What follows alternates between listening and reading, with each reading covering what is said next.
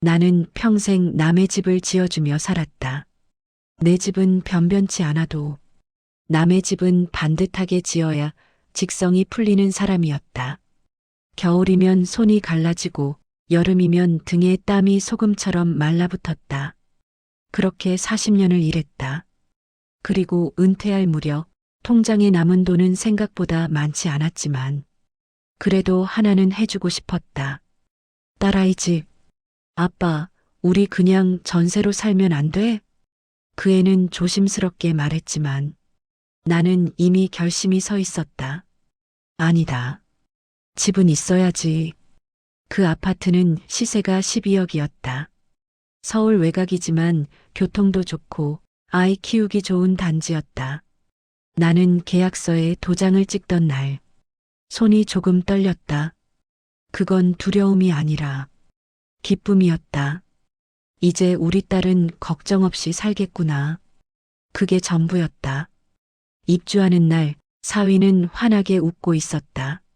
아버님, 이런 큰 돈을. 그날까지만 해도 나는 사위를 괜찮은 사람이라 생각했다. 문제는 그 다음 주였다. 저녁 식사를 하던 날 사위가 소주 한 잔을 마시더니 툭 던지듯 말했다. 요즘 저쪽 단지는 13억이래요. 조금만 더 보태셨으면 더 좋은 데로 갈 수 있었는데. 그 말은 칼날처럼 얇았지만 깊게 들어왔다. 나는 웃으며 넘겼다. 그래도 여긴 학군도 괜찮고. 그러자 사위는 작게 중얼거렸다. 뭐 싸게 산 건 맞죠? 싸게. 12억짜리 집이. 싸게. 나는 그날 밤 잠을 이루지 못했다. 그 이후로 사위의 말은 점점 노골적이 됐다. 요즘은 브랜드가 중요하잖아요. 이 단지는 재건축 가능성도 애매하고 솔직히 조금 아쉽긴 해요. 다른 말이 없었다. 그 침묵이 더 아팠다. 나는 계산기를 두드려 보았다. 남은 노후 자금, 의료비, 생활비, 그리고 문득 깨달았다. 나는 내 노후를 거의 다 털어 그 집을 사줬다는 걸. 그런데 그 집이 아쉽다는 평가를 받다니. 결정적인 날은 손주 생일이었다. 식사를 마치고 나는 조용히 말했다. 그래도 다행이다. 이 집 덕에 우리 손주가 편이 크겠네. 그때 사위가 웃으며 말했다. 뭐 나중에 갈아타야죠. 이 집은 징검다리죠. 징검다리. 나는 그날 처음으로 가슴이 식는 느낌을 알았다. 내 40년이 징검다리라니. 나는 아무 말도 하지 않았다. 그 대신 부동산에 전화를 걸었다. 매도하려고 합니다. 딸은 울면서 말했다. 아빠 왜 그래? 나는 담담하게 말했다. 아빠 노후 준비하려고. 거짓말은 아니었다. 집은 12억 8천에 팔렸다. 나는 계약금을 받던 날 이상하게도 마음이 편안했다. 이삿날 나는 조용히 캐리어 하나만 챙겼다. 딸이 울며 붙잡았다. 아빠, 사위가 그냥 한 말이야. 나는 고개를 저었다. 사람은요, 마음속에 있는 말만 입 밖으로 나오는 거다. 그리고 나는 지방의 작은 바닷가 마을로 내려갔다. 작은 집을 샀다. 아파트 평수의 절반도 안 되는 소박한 집. 하지만 그곳에서 나는 처음으로 숨이 쉬어졌다. 사위는 뒤늦게 당황했다. 전세로 옮겨야 했고, 대출을 알아봐야 했고, 생활은 빠듯해졌다. 딸은 한동안 연락이 없었다. 그러다 어느 날 전화가 왔다. 아빠 미안해. 나는 잠시 침묵했다. 그리고 말했다. 나는 돈이 아까운 게 아니다. 마음이 아까운 거다. 나이가 들면 많은 걸 내려놓게 된다. 하지만 존중만은 내려놓으면 안 된다. 자식에게 모든 걸 주는 것이 사랑은 아니다. 내 삶을 지키는 것이 진짜 사랑일지도 모른다. 집이 팔린 뒤에도 나는 한동안 그 아파트에 머물렀다. 계약 조건상 잔금일까지는 지낼 수 있었기 때문이다. 거실 창밖으로 보이는 놀이터, 손주가 그네를 타던 자리, 나는 소파에 앉아 벽지를 손으로 쓸어보았다. 아버님, 그거 새로 한 거라 비싼 건데요. 사위의 말이 떠올랐다. 비싼 벽지, 비싼 마루, 비싼 단지, 그 모든 것보다 비싸지 못했던 것은 내 마음이었다. 딸은 계속 울었다. 아빠, 그냥 우리가 더 열심히 살게. 이 집 안 팔아도 되잖아. 나는 조용히 말했다. 이 집은 이미 끝났다. 딸은 이해하지 못했다. 집이 남아있는데 왜 끝이냐고. 하지만 나는 알았다. 집은 벽과 천장이 아니라 마음 위에 지어지는 거라는 걸. 이미 그 집은 나를 밀어내고 있었다. 사위는 현실적인 사람이었다. 아버님, 지금 팔면 양도세도 나오고 손해입니다. 손해. 나는 웃었다. 사람이 손해보는 건 돈이 아니다. 사위는 이해하지 못한 얼굴이었다. 그는 숫자를 계산했지만 나는 세월을 계산하고 있었다. 이삿날 아침 엘리베이터 안은 이상하게 조용했다. 손주가 물었다. 할아버지, 어디가? 나는 웃으며 대답했다. 바다 보러 간다. 아이의 눈이 반짝였다. 나도 갈래. 나는 잠시 말문이 막혔다. 나중에 놀러와. 그 말이 이렇게 무겁게 느껴질 줄은 몰랐다. 내가 산 집은 작은 포구 근처였다. 아침이면 갈매기 소리가 들리고 저녁이면 파도 소리가 천장을 두드렸다. 방 2개, 작은 부엌, 낡은 장판. 하지만 그곳엔 누군가의 평가가 없었다. 이 집은 브랜드가 아니네요. 조망이 아쉽네요.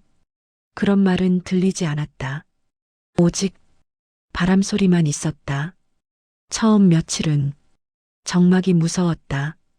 밥을 차려도 마주 앉을 사람이 없었다. 숟가락 소리가 유난히 크게 들렸다. 그때 문득 깨달았다. 나는 외로움보다 무시당함이 더 두려웠다는 걸. 혼자는 괜찮았다. 존중받지 못하는 것이 더 아팠다. 한 달쯤 지났을까? 딸에게서 전화가 왔다. 목소리는 지쳐 있었다. 아빠, 요즘 사위가 힘들어해. 나는 잠시 침묵했다. 그래. 전세집 알아보는 게 쉽지 않아. 나는 창밖의 바다를 보며 말했다. 힘들면 배우는 거다. 딸은 울먹였다. 아빠, 너무 단호해. 나는 천천히 말했다. 아빠도 단호해지고 싶어서 그런 게 아니다. 예상치 못한 날, 사위가 바닷가 집으로 찾아왔다. 정장을 입고, 손에는 과일 상자. 아버님, 제가 경솔했습니다. 그는 고개를 숙였다. 나는 그를 한참 바라보았다. 그의 어깨는 예전보다 조금 낮아져 있었다. 집은 어떻게 됐나? 전세로 들어갔습니다. 나는 고개를 끄덕였다. 그리고 말했다. 좋은 경험이다. 그는 놀란 얼굴이었다. 나는 덧붙였다. 내가 40년 일하면서 배운 게 있다. 남이 해준 건 오래 못 간다. 그날 이후 딸은 자주 전화를 했다. 아빠, 요즘은 작은 집이 더 좋아. 청소도 덜 힘들고. 나는 미소 지었다.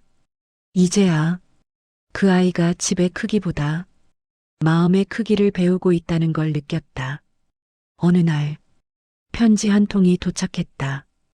삐뚤빼뚤한 글씨. 할아버지 보고 싶어요. 바다 사진 보내주세요. 나는 사진을 찍어 보냈다. 노을이 붉게 물든 바다. 그 순간 나는 알았다. 나는 떠난 게 아니라 거리를 둔 것뿐이라는 걸. 나이가 들면 우리는 선택해야 한다. 참고 살 것인가, 떠날 것인가. 나는 떠나는 쪽을 택했다.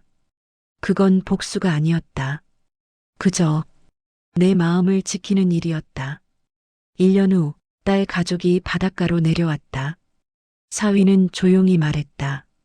아버님, 그때는 몰랐습니다. 나는 웃었다. 사람은 겪어야 한다. 그는 고개를 숙였다. 이번엔 억지 사과가 아니었다. 진심이었다. 사람들은 노후 준비라 하면 돈을 먼저 떠올린다. 연금, 적금, 보험. 나도 그랬다. 하지만 바닷가에 내려와 살며 알게 된 것이 있다. 노후는 통장 잔고가 아니라 마음의 온도로 결정된다는 걸. 나는 작은 텃밭을 일구기 시작했다. 상추, 고추, 쪽파. 땀이 흐르지만 이 땀은 누군가의 평가와 상관없었다. 그저 내가 살아있다는 증거였다. 어느 날 가슴이 답답했다. 병원에 가니 의사는 말했다. 스트레스 많이 받으셨죠? 나는 웃었다. 이 나이에 스트레스 없는 사람이 있습니까? 검사 결과는 다행히 큰 문제는 아니었지만 그날 이후 나는 더 분명해졌다. 내 남은 시간은 남을 위해 소비하기엔 아깝다는 걸. 사위는 전세집으로 옮긴 뒤 많이 달라졌다. 딸의 말로는 퇴근 후 직접 청소를 하고 아이 숙제도 봐준다고 했다. 나는 아무 말도 하지 않았다. 사람은 말로 바뀌지 않는다. 상황이 바꾼다. 서울에 올라갈 일이 생겼다. 우연히 그 아파트 단지 앞을 지나게 됐다. 현수막이 붙어 있었다. 재건축 추진 설명에 나는 잠시 서서 바라봤다. 만약 그 집을 그대로 가지고 있었다면 지금쯤 시세는 더 올랐을지도 모른다. 하지만 이상하게도 후회는 없었다. 나는 돈을 판 게 아니라 관계를 다시 세운 것이다. 서울에서 딸을 만났다. 조용한 카페에서 딸이 말했다. 아빠, 그때 나도 화났어. 근데 무서웠어. 뭐가? 아빠가 우리를 버릴까봐. 나는 그 말을 듣고 가슴이 멈춘 듯 했다. 나는 버린 적이 없다. 그저 나를 지켰을 뿐이다. 나는 딸의 손을 잡았다. 부모는 떠나도 버리진 않는다. 딸은 그제야 소리 없이 울었다. 손주가 물었다. 할아버지, 왜 큰 집 안 살아? 아이의 질문은 언제나 단순하다. 나는 대답했다. 할아버지는 큰 바다에 살아.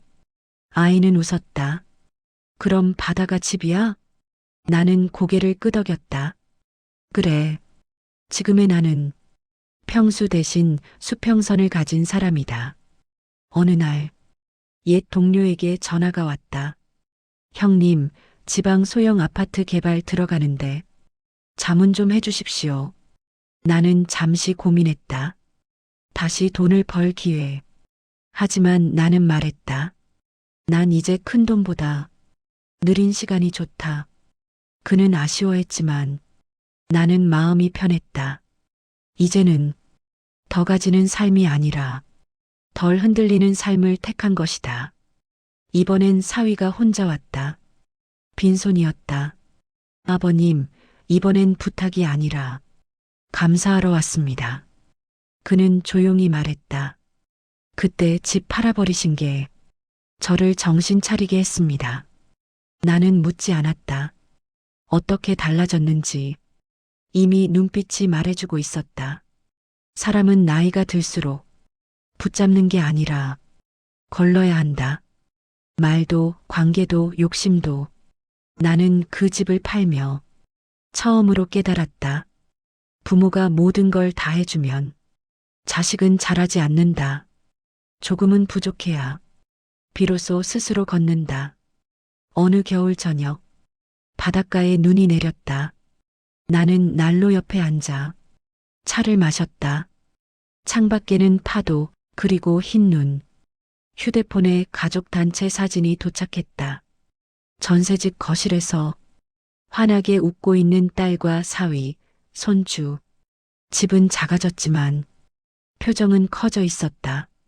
나는 사진을 한참 바라보다가 조용히 중얼거렸다. 그래, 그거면 됐다.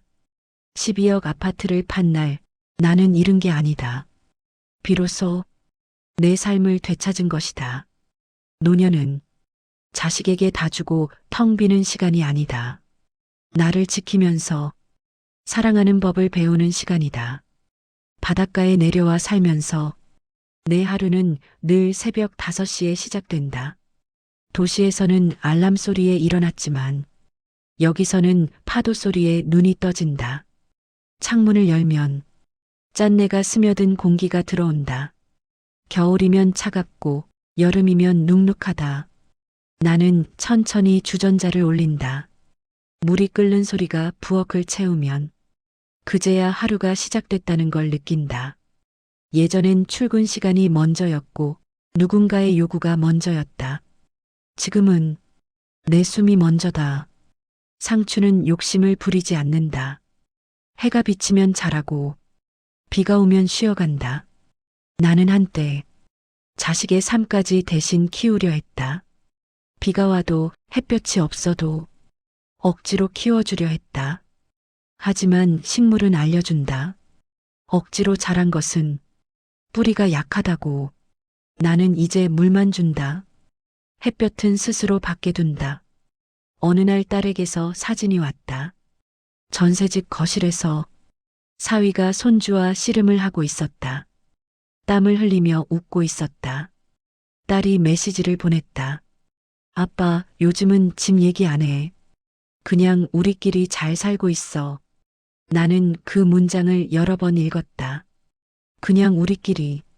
그 말이 어쩐지 안심이 되었다.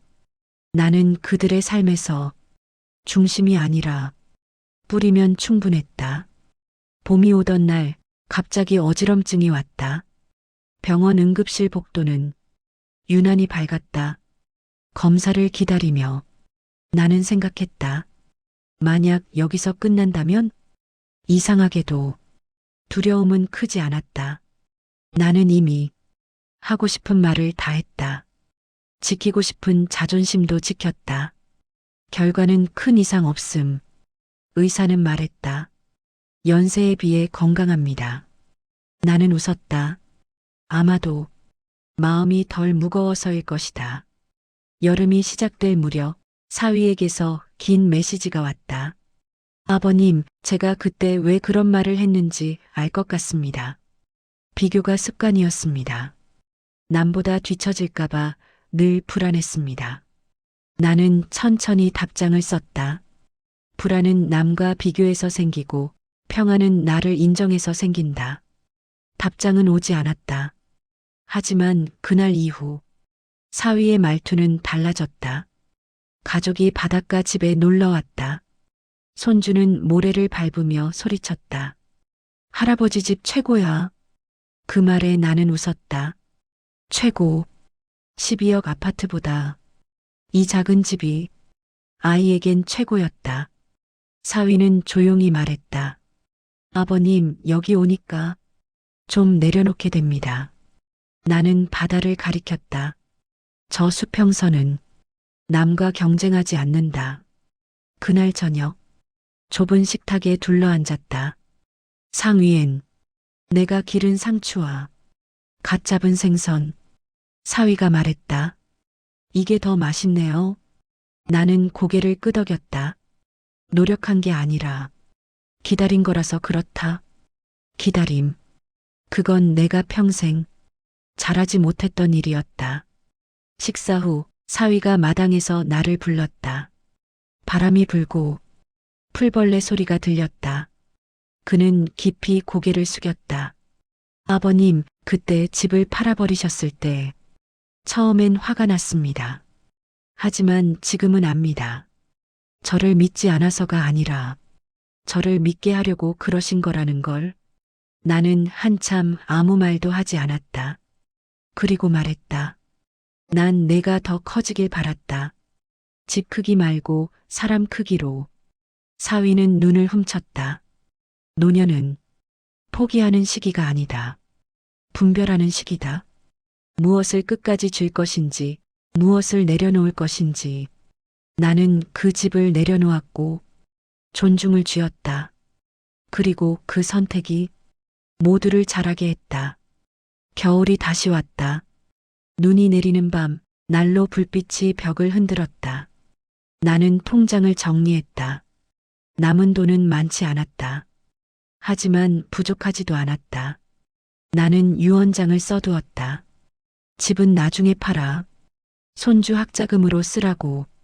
그리고 한 줄 덧붙였다. 사랑은 주되, 존중은 반드시 남겨라. 어느 날 딸이 전화를 했다. 아빠, 우리 집 살까 해.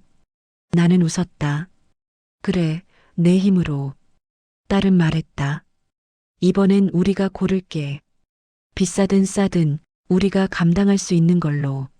나는 창밖의 바다를 보며 조용히 대답했다. 그래야 오래 간다. 나는 아직 살아있다. 아침마다 바다를 보고 저녁마다 차를 마신다. 가끔은 그 12억 아파트를 떠올린다. 하지만 이제는 가격이 생각나지 않는다. 그 집이 나를 떠나게 해준 계기였다는 것만 남았다. 어쩌면 그 집은 나를 잃게 한 게 아니라 찾게 한 것이었다. 부모는 자식에게 집을 줄 수 있다. 돈도 줄 수 있다. 하지만 존중 없는 사랑은 결국 관계를 무너뜨린다. 나는 집을 팔았다. 그리고 남은 생에서 나를 지켰다. 그 선택 덕분에 딸도 사위도 손주도 조금 더 단단해졌다. 노년은 비어가는 시간이 아니라 가려내는 시간이다. 나는 이제 안다. 진짜 부자는 비싼 집을 가진 사람이 아니라 흔들리지 않는 마음을 가진 사람이라는 걸. 집을 판 지 3년이 지났다. 사람들은 시간이 약이라고 말한다. 하지만 나는 안다. 시간은 약이 아니라 거울이라는 걸. 시간이 흐르면 그때의 선택이 옳았는지 아닌지가 보인다. 나는 아직도 그날을 떠올린다. 계약서에 도장을 찍던 순간, 딸의 떨리는 손, 사위의 굳은 표정, 후회는 없었다. 하지만 아픔은 완전히 사라지지 않았다. 아픔은 사라지는 게 아니라 익숙해지는 것이라는 걸 나는 그제야 알았다. 바닷가의 밤은 길다. 도시는 불빛이 대신해주지만 여긴 어둠이 솔직하다. 가끔은 불을 끄고 의자에 앉아 파도 소리를 듣는다. 그때면 생각이 많아진다. 내가 조금만 더 참았으면 어땠을까? 그냥 웃고 넘겼으면. 하지만 곧 고개를 젓는다. 그렇게 살았으면 나는 점점 작아졌을 것이다. 나는 떠난 게 아니라 무너지지 않으려고 걸어 나왔던 것이다. 어느 가을날 딸이 갑자기 찾아왔다. 혼자였다. 표정이 좋지 않았다. 아빠, 우리 또 싸웠어. 나는 말없이 차를 내렸다. 이번엔 집 문제는 아니었다. 생활비, 교육비, 직장 스트레스. 결국 문제는 집이 아니었다. 사람이었다. 사위는 여전히 비교에 약했고 딸은 여전히 참는 데 익숙했다. 나는 조용히 말했다. 이번엔 내가 끼어들지 않는다. 딸이 놀란 얼굴로 나를 봤다. 왜? 이건 너희가 풀어야 할 문제다. 예전 같으면 나는 바로 올라갔을 것이다. 사위를 불러 앉히고 단단히 말을 했을 것이다. 하지만 나는 그러지 않았다. 왜냐하면 그건 또 다른 의존이 되기 때문이다. 부모가 계속 해결해주면 자식은 계속 기대게 된다. 나는 기다렸다. 한 달, 두 달, 연락은 뜸해졌지만 일부러 묻지 않았다. 그 기다림이 참으로 어려웠다. 세 달쯤 지났을까? 딸에게서 전화가 왔다. 목소리가 차분했다. 아빠, 우리 상담 받았어. 나는 잠시 말이 없었다. 잘했다. 이번엔 우리가 해결해 보려고. 그 한 문장이 내게는 무엇보다 반가웠다. 나는 웃으며 말했다. 그래야 오래 간다. 바닷가 마을에는 나 같은 노인들이 많다. 각자 사연이 있다. 자식과 멀어진 사람, 먼저 배우자를 보낸 사람, 사업에 실패한 사람. 우리는 가끔 모여 막걸리를 마신다. 그 자리에서 나는 느낀다. 다들 겉으론 담담하지만 속은 다 비슷하다는 걸. 누군가 말했다. 형님은 왜 서울집 정리하고 내려왔어요? 나는 웃으며 대답했다. 존중받으려고. 그들은 잠시 조용해졌다. 그리고 고개를 끄덕였다. 그 한마디면 충분했다. 손주는 이제 중학생이 되었다. 키가 훌쩍 자랐다. 어느 날 전화를 걸어왔다. 할아버지, 나 건축가 되고 싶어. 나는 가슴이 철렁했다. 건축.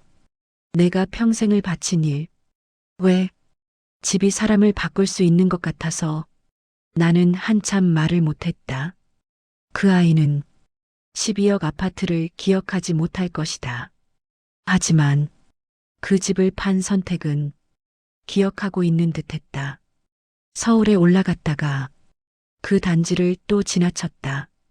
재건축이 시작되어 건물은 거의 철거된 상태였다.